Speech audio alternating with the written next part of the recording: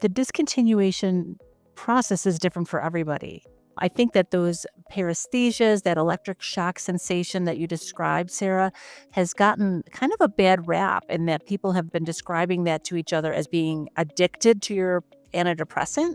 And that provides a disincentive for many people to start it because they don't want to be addicted to a medication. So to be able to describe that as being just a physiologic response to discontinuing something that affects your neurochemistry. So I think in terms of educating our patients, we need to also provide that information that you're not addicted to your antidepressant, but discontinuation too quickly can cause these physiologic side effects that would be absolutely expected. Welcome to Medication Talk, an official podcast of TRC Healthcare, home of Pharmacist Letter, prescriber insights, and the most trusted clinical resources. Proud to be celebrating 40 years of unbiased evidence and recommendations. On today's episode, listen in as our expert panel discusses practical considerations for starting and optimizing antidepressants for treating depression and anxiety. You'll listen to panelists cover various aspects of antidepressant use, such as serotonin syndrome, QT prolongation, and weight gain concerns. Our guests today are Dr. Tammie Demler from the New York State Office of Mental Health and the State University of New York at Buffalo School of Pharmacy and Pharmaceutical Sciences, and Dr. Sarah E. Grady from the Drake University College of Pharmacy and Health Sciences. You'll also hear practical advice from TRC's Editorial Advisory Board member Dr. Craig Williams from the Oregon Health and Science University. This podcast is an excerpt from one of TRC's monthly live CE webinars. Each month, experts and frontline providers discuss and debate challenges in practice, evidence-based practice recommendations, and other topics relevant to our subscribers. And now, the CE information. This podcast offers continuing education credit for pharmacists, pharmacy technicians, physicians, and nurses. Please log into your Pharmacist Letter, Pharmacy Technician's Letter, or Prescriber Insights account and look for the title of this podcast in the list of available CE courses. None of the speakers have anything to disclose. Now, let's join TRC editor Dr. Sarah Clockers and start our discussion. For today's discussion, we'll spend most of our focus on the use of antidepressants for the treatment of depression or anxiety, where they're one of the initial treatment options along with talk therapy or cognitive behavioral therapy. And the antidepressant choice will be tailored to the individual patient. And so, Tammie, I was hoping you'd get us started and share some factors you consider in your approach when evaluating antidepressant options. Sure. I would like to say it's all about shared decision making first, but I have to go right to FDA approvals because that's where my pharmacist cap comes on. And I look at what medications have FDA approval and rigor and evidence for their use. So it's surprising that not all antidepressants have every indication as every other one for either anxiety or different types of depression. So I go with FDA approvals first and then work with our patients to sort of look at pharmacodynamic characteristics, what the side effects or adverse effects could potentially be. And I'll just add quickly that not all adverse effects are bad. Whereas, some of them may cause sedation or sleepiness. Some people may want that for a sleep time improvement for their particular condition. Others may need a more energy boosting medication. So I think tailoring the side effects, and I say that as a term I don't like to use very loosely. I prefer adverse reaction or adverse experience. We look at those as trying to optimize what the person-centered approach then would later be after we kind of cover all those check boxes. Excellent. Sarah, did you have anything to add? I agree with everything that Tammie said. I just want to make emphasis on the shared decision making. If a patient really wants to take a certain medication and it has FDA approval and they're comfortable with the side effect profile, then we definitely take a look at that. We also take a look at if they have a family history of a certain antidepressant that worked for their depression or anxiety condition of that family member, then we also consider it in the differential.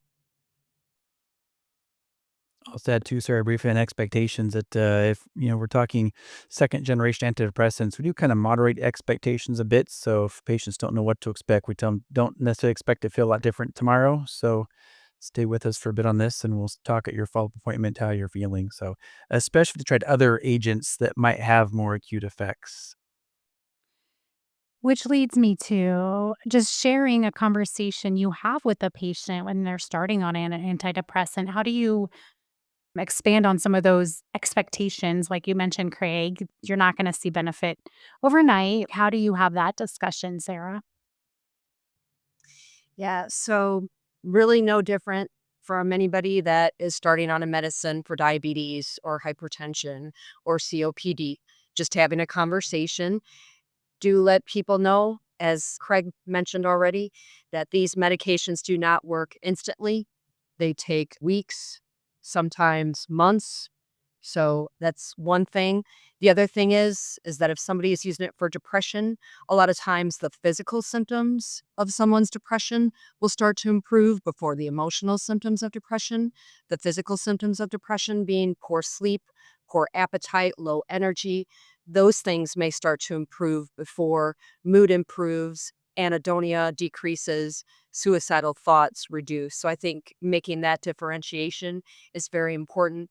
The other thing I make mention of is depending on which antidepressant it is, I may talk about common side effects and how to work with those. And as far as duration, a lot of times people will ask me, how long do I need to take this?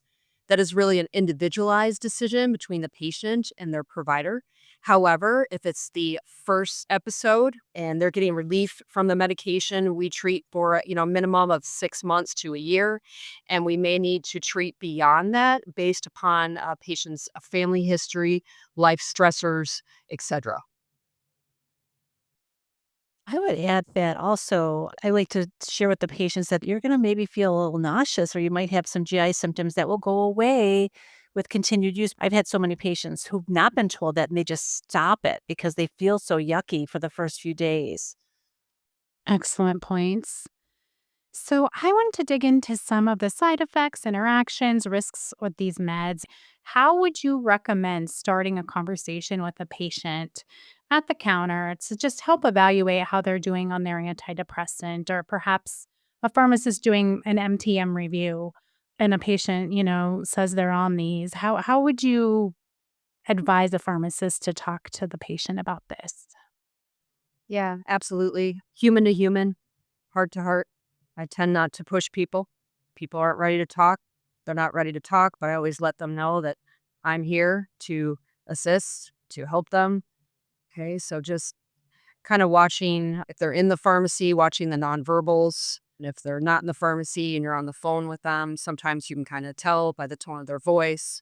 So again, just slowly, carefully, again, human to human, heart to heart.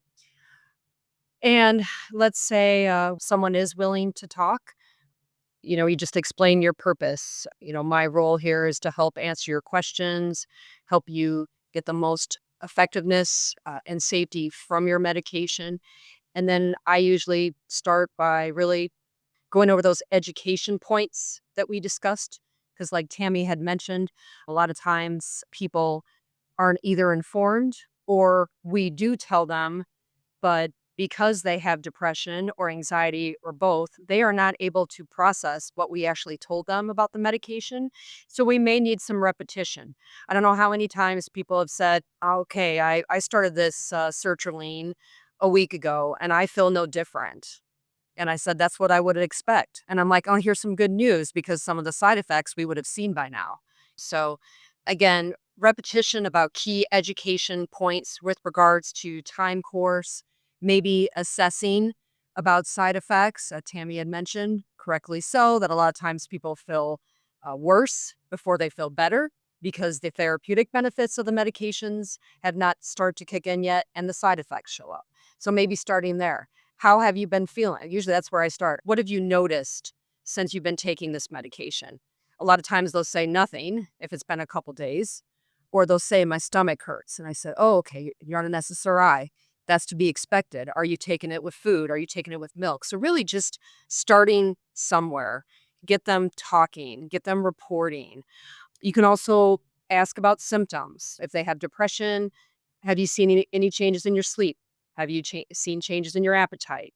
in your energy, in your concentration, in your mood, in your focus, in your anxiety levels. And then just reminders that these meds don't work overnight, but they can work and they improve symptoms. And the last thing I'll add, have somebody that's talking, and particularly someone that says, I don't think this is working. I've been taking it for 3 weeks. I haven't noticed anything. Depending on how well I know someone, I'll ask them, has anyone close to you commented to you on how you look or things along those natures? Or sometimes patients will just offer it. They're like, yeah, I've been told that I look better or I seem brighter or something. And so I just remind people that with antidepressants, most of them, the changes that people feel are so slow and subtle that oftentimes people don't even notice it, but other people close to them might. So those are just some things, some places to start. Let's be honest, it's not an easy conversation to have. Sure, it's easy for me because I work on an inpatient behavioral health unit and people are pretty open about starting conversations. And because I've been in this field so long, depression and hypertension look the same to me. No big deal. Both are treatable. But I've been in this business for a long time and not everybody else has. And so there may be some discomfort. And I think that's why we just need to recognize that, watch the nonverbals, watch the tone of voice, and let's not push people. Just say, hey, you like to talk at another time when you're feeling a little bit better? Here's my name. Here's my number. I would like to chat with you. Very helpful tips.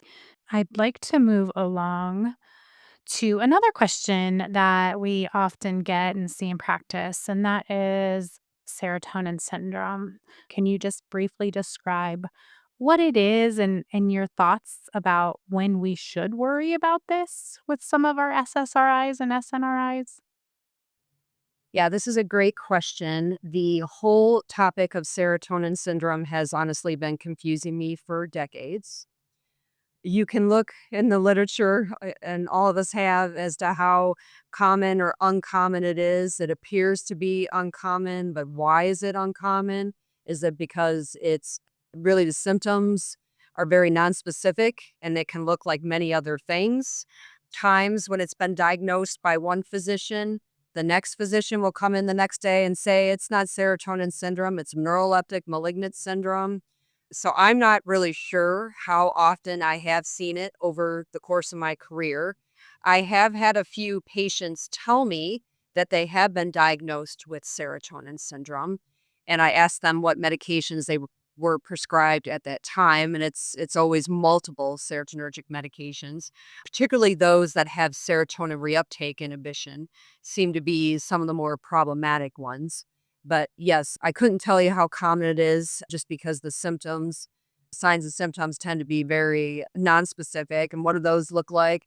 Again, nonspecific symptoms: GI upset, muscle rigidity, fever, seizures, agitation, restlessness, insomnia, confusion, hypertension, sweating.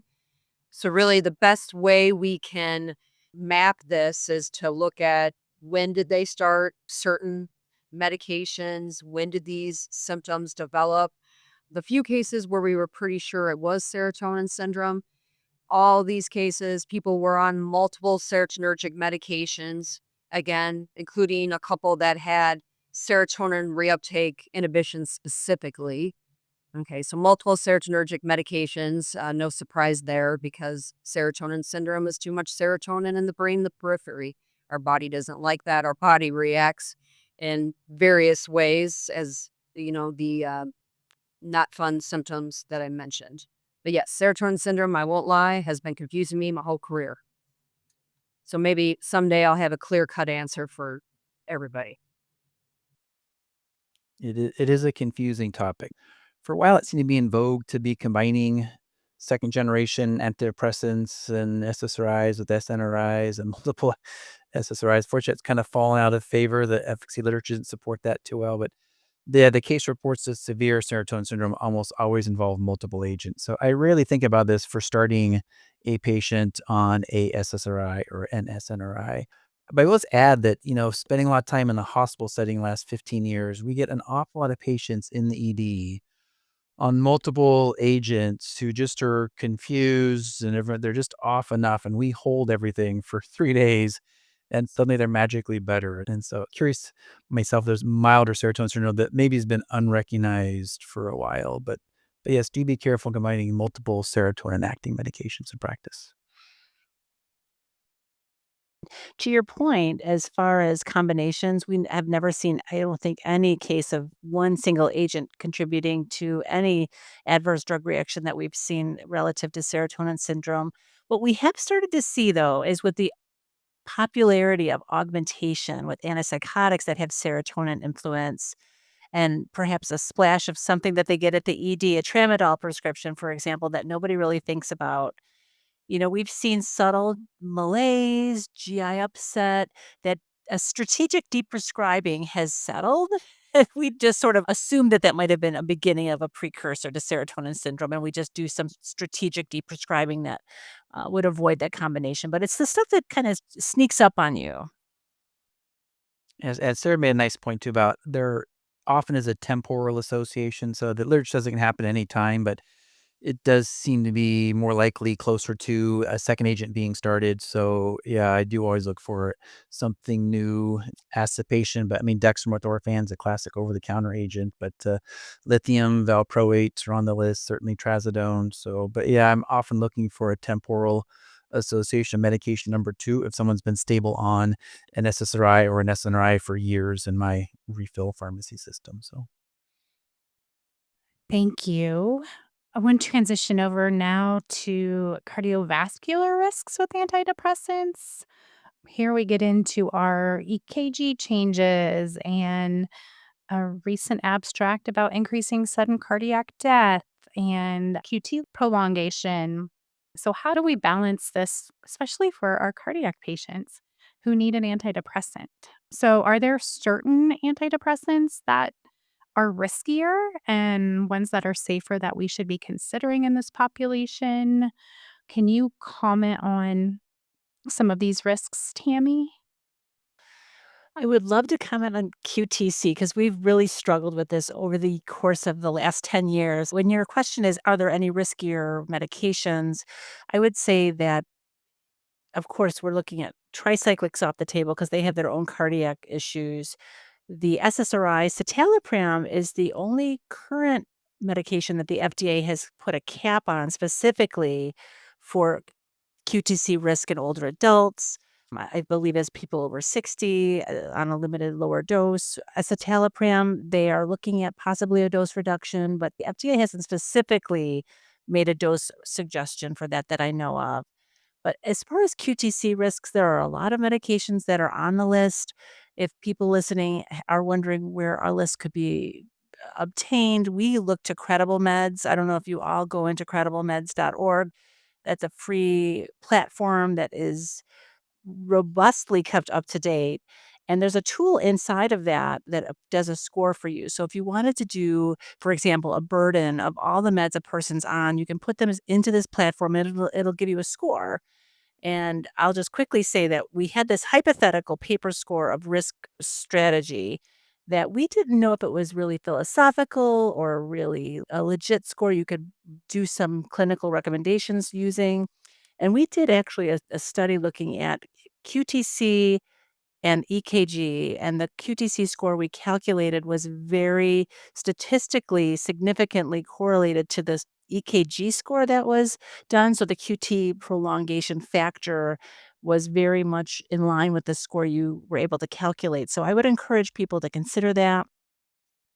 I agree, Tammy. Credible Meds is the place to go. It is a great tool, and you can sort drugs by class and by risk. So citalopram and escitalopram are I think the two to be kind of aware of among these drugs. But otherwise, the FDA is not saying don't use any. If the FDA didn't like the drug enough, they take it off the market. And it's just kind of a time for us to pause and say, do I really feel the benefits of this drug outweigh the risk? And this is one of the small risks. But for an otherwise healthy, let's say 25, 30-year-old, the risk is under 1 in 100,000 if we try to put a number to the risk of an actual cardiac event. So we have it in the back of our mind. And the inpatient side, we think about it a bit more because electrolyte abnormalities can maybe play into the risk and severe dehydration and illness. But on the outpatient side, it is a difficult thing, I think, to operationalize. But I often find myself reassuring providers that if you feel like an SSRI and SNRI is a right drug to use here, I would not be dissuaded by the EMR telling you there's this tiny risk, because when you quantify it, it really is quite small. Thank you. Question about hyponatremia or the low sodium levels with antidepressants. When should we check a sodium for patients on SSRIs? Yes, so I think we should be checking sodium in our patients that are older adults. Older adults, I think, is the best time to check that, and this can be an issue with not just SSRIs, but numerous other antidepressants as well. Ah, I feel like psychiatrists ask me which antidepressant is least likely to lower the sodium level. And again, think about the question I'm being asked, least likely. And usually I recommend bupropion, but not everybody's a candidate for bupropion for a number of different reasons. But yes, mainly older adults is probably when we want to check sodium levels. Thank you. Tammie, I have a question for you. Are eating disorders really a contraindication due to bupropion use, or can they sometimes be used? So the real concern about eating disorders and bupropion would be the seizure lowering threshold, that issue of just that pharmacodynamic phenomenon that can happen. And I always go with contraindication. There's very few reasons to push through a contraindication when there are other medications like fluoxetine, which is really ideal for people who have eating disorders for a number of reasons. But I'll just add, since we're talking about it, it doesn't have as much of an appetite stimulant to it. So people who have anorexia, for example, are more willing to take it because it's less likely to cause them to gain weight. So I would really adhere to that. You don't want somebody being in a situation where they would have a risk of seizure. Can you do bupropion with a mood stabilizing anti-epileptic drug? Yes, I've seen it, but I prefer just to stay away from, I don't push through contraindication. We explore other options. Great point and a good transition. We had some questions about some side effects and how do you help patients reporting weight gain on antidepressants? I think when it comes to weight gain, I like to ask people, what was their baseline weight before they had the episode of their whatever it is that they're experiencing? Did they gain weight because they were depressed? Some people lose weight. So it's not always a weight gain phenomenon. Some people do lose weight when they have depression. So depending on that circumstance is where I kind of go with my recommendations as well.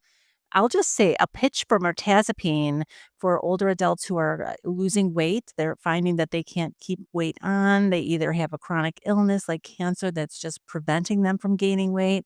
Mirtazapine has been really a godsend for us in that regard. So I look at this in a little different way. In some cases, is not looking at preventing weight gain. I'm sometimes looking for something that can cause sedation and weight gain. But for other people who are afraid of weight gain, they should really be looking at perhaps, what they're eating, what their intake is. Are they able to exercise? Because exercise makes us all feel better, even in the smallest little bit. Nobody likes the E word, but really, when we think about it, it does make us feel better. So I don't know if my colleagues have anything else. I'll just add two confounding effects of pain, for example. Some people have pain and depression, and they're unable to move as they would like to. So knowing what the contributing confounders are is also important. Yeah, I want to echo Tammie's sentiments about mirtazapine. Individuals that can't sleep, can't eat has been really helpful. And then also on my unit, we don't use the E word, exercise. We just call it moving. Are you able to move? All right, can we move? Moving seems to go over better than exercise. I'll just add, I mean, I like the bookends here. I think for everyone to recognize mirtazapine and paroxetine at one end and bupropion at the other end, I think is a very useful practical take home for listeners. Excellent. Let's move along and discuss optimizing treatment and answer a few more subscriber questions. Sarah, so how long do you treat with a specific agent before you consider a treatment failure and change agents? And then when do you consider switching a med versus combining meds? Yeah, excellent question from the subscriber. So, a couple of things that we as pharmacists want to investigate before there's any talk of transitioning medications or adding medications on. A couple of very important questions. Number one, is the patient able to take the medication every day as prescribed? That's question number one. Are we taking it? Number two, is our dose high enough? So, say, for instance, if somebody is prescribed venlafaxine and they're 3 weeks into it and they're still on 37.5 or 75 milligrams, that's not a target dose for most people. So, are they taking it? Is the dose high enough? Is the duration long enough? Looking at duration, if you look at the trials, most of those were 6 to 8 weeks long. And that was someone taking the medication every day. The dose is high enough. Okay, the duration needs to be long enough. And the other thing that we need to think about, and we can use this as a counseling point, but we have to do it so that we're not coming off judgmental, is that gentle reminder that alcohol is a depressant. Okay, so if people are drinking a lot of alcohol, of using street drugs, these things interfere with the effectiveness of the antidepressants. So looking at all those scenarios is really important. But let's say your patient, they're taking the med, they're on a decent dose of the med, they've been on it 6 to 8 weeks.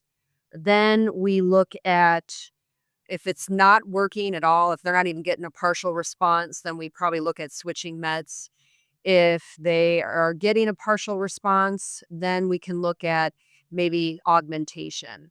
The guidelines aren't really clear as to what to do. The guidelines tell you you can do one of three things. You can increase the dose, make sure they're maxed out on the dose. You can switch or you can combine. It's not really clear which way to go. So, involving the patient, do they feel comfortable adding another medication on board? Some people do, some people don't. Every time we add another medication on board, we run the risk of drug interactions and additional side effects, etc. So every outcome, every possibility has risks and benefits.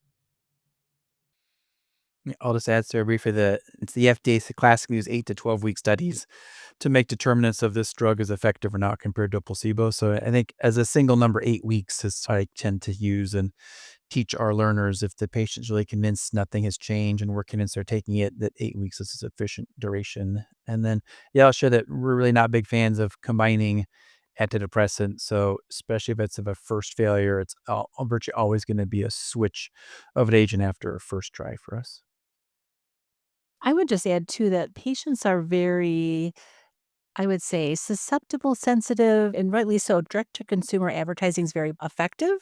And so if they're seeing something like an augmentation antipsychotic of whatever du jour it is, I don't want to bring one out for specific purposes, but adding an antipsychotic augmentation, perhaps after trying something else like a switch instead, can put a person at metabolic risk, adds the complications of drug interactions that may be unnecessary. So I think encouraging a patient to try exclusive monotherapy first that's really effective might just be a better way to go than adding stuff on and increasing the burden of medications. Even though that's an option, I hesitate to add something if I can do good monotherapy, if that's an option. That's a great point. One thing I just want to add before I forget about it is some of the guidelines talk about augmenting with psychotherapy. So if the patient, say, is getting a partial response with their antidepressant and they want to go up on the dose for whatever reason, they don't want to switch, they don't want to add anything. If they are not already in psychotherapy, if they are able to add in psychotherapy as an augmentation strategy.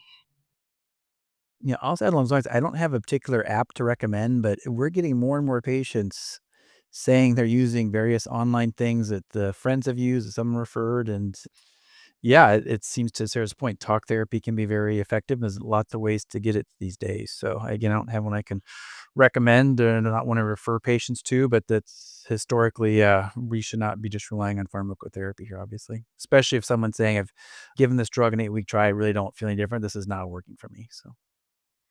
Good point. Other non drug measures. We mentioned moving. We have talk therapy, different apps. Are there any other things that you guys encourage or recommend for your patients on antidepressants? I'll just say outside of a closed psychiatric ward, I do still call it exercise and recommend exercise for ambulatory patients. I know it does mean different things to different folks. And we often do have to kind of back up and say, this does not mean you're going out for a 5K run tomorrow. It means you're walking around the block or just getting outside even. Coming up with exercise and other euphemistic ways to refer to as exercise, moving is a great way to start. But yeah, little bits go a long ways there.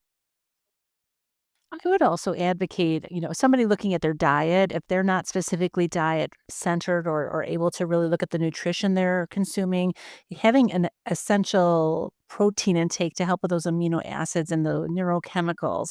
A high carb diet that really brings you no value calorically and just adds on the pounds it can be counterintuitive. So we like to have nutrition consults just to take a look at what they're eating because it may just be empty calories that aren't being considered and not really helping drive the production of those neurochemicals. Thank you. And then just want to speak briefly about the recommended length of treatment. How long are patients on antidepressants for anxiety and depression? If someone does want to stop, what's the best way to stop? Sarah, would you mind tackling some of that? Sure, absolutely. Yes. This is a common question that I get from my patients, and I'm sure many people in the community, a common question that they have as well. And I think it's justified. I think it's important to, inform people, just remind them that this is a very individualized decision, that typically after the first episode of depression or anxiety, if people have a good response with the particular antidepressant, it is recommended that they stay on the medication for a minimum of 6 to 12 months. Once you get out to about a year, then you can have a conversation with your provider. I encourage people not to come off of antidepressants without provider instruction and direction. If people just stop antidepressants, they can have antidepressant discontinuation syndrome. Anti-discontinuation syndrome can be very bothersome. People can have a very bad mood or irritability, anxiety, insomnia, GI upset, shakes, tremors. They can have what people have described to me as electrical shocks, brain zaps. So, once somebody has been taking an antidepressant for a while, one of the reasons why we want them to be under the provider's care is that we need to taper them off of the antidepressants. We don't just want a cold turkey off of 6 months or a year. It's a very strategic step down process while symptoms are being monitored. Full disclaimer, I've not really read this in the literature. It's just something I've heard many of the psychiatrists I work with tell patients is that when someone is in the middle of a stressful life event, whether it's good stress or bad stress, that's not a good time to start coming off of antidepressants. I had a research student work with me, had been feeling okay with her antidepressant. She was at about the year mark and she's like, "Yeah, I think I want to start coming off my antidepressant." And I said, "It's middle of the semester of a very stressful graduate school program. Not that there's ever a time in life where we are 100% stress free, but there's definitely times in our life where there might be, we're not in graduate school, we're not getting married, we're not getting divorced, we're not having kids, just looking at those major life events that can be stressful, both in a good way, potentially in a bad way too. Maybe that's not the best time to start implementing a tapering process. So lots of factors go into it too. Strong family history. We might want to stay on antidepressants longer than the 6 months to a year mark too. So everyone's going to have a different prescriptive treatment plan, which makes sense. I agree with Sarah. And the one thing I would add to that is, the discontinuation process is different for everybody. Some people need a slower, more gradual discontinuation. Other people are a little bit more apt to accept a maybe more traditional taper, but it really is dependent on the person. There's not anything that says it has to be done a certain way. I think that those paresthesias, that electric shock sensation that you described, Sarah, has gotten kind of a bad rap in that people have been describing that to each other as being addicted to your antidepressant. And that provides a disincentive for many people to start it because they don't want to be addicted to a medication. So to be able to describe that as being just a physiologic response to discontinuing something that affects your neurochemistry, very similar to abruptly stopping perhaps a blood pressure medicine when your body will rebound and have that be, kind of an opposite reaction. So I think in terms of educating our patients, we need to also provide that information that you're not addicted to your antidepressant, but discontinuation too quickly can cause these physiologic side effects that would be absolutely expected. Thank you for addressing that. And I have one other subscriber question that came in a couple of times. One comment was I often see SSRIs and SNRIs prescribed PRN for anxiety. Does this provide any benefit or is it risky? And then another question was, can you use antidepressants PRN for any indications? So curious if Tammie, if you want to comment on that. My initial thought when you asked the question was that PRN antidepressants are not the traditionally prescribed antidepressant for depression or anxiety. Those need to be scheduled, taken on a regular optimal dose, optimal duration, traditional way. But with the use of some of the medications for premenstrual dysphoric disorder, PMDD, the intermittent dosing is recommended for those particular conditions. Now, you can take them continuously for people who have that indication, or you can choose to do it during these luteal phases or a specifically prescribed intermittency. So even that is an individualized approach to treatment. So with the agreement of the prescriber and the patient-centered treatment, a regimen is discovered and derived and then prescribed. Yes, Tammy, I agree with everything that you said. To my knowledge, there's not good evidence-based literature on using antidepressants as needed. Again, there's decent evidence with the luteal phase dosing with PMDD, which we do a little bit here. I would say more of what we see here is that we usually have the women on the SSRI the whole month, say if it's sertraline, they may be at 100 milligrams or 150 milligrams.